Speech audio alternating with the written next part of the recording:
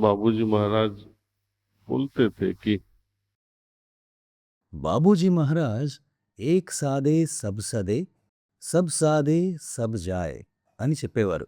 అంటే ఒకే విషయంపై ఎలాంటి అనుబంధం ఏర్పరచుకోవాలంటే ఆ విషయం పట్ల గాఢ అనుబంధం ఏర్పరచుకుంటే అప్పుడు మిగతావి వాటంతటవే వెళ్ళిపోతాయి అని అర్థం. ఇది యువత యొక్క సమస్య మాత్రమే కాదు. మీరు బయటకు చెప్పగలుగుతున్నారు, అవునా?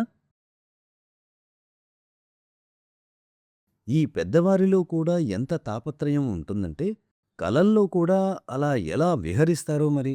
కాని వారు తమ తెలివి తక్కువతనాన్ని ప్రదర్శించరు కనుక బయటకు చెప్పలేరు. ఇక్కడ కూర్చున్న పెద్దవారిలో ఏ ఒక్కరూ కూడా తమకు చెడు ఆలోచనలు రావని ఖచ్చితంగా చెప్పలేరు. మహిళలు కూడా.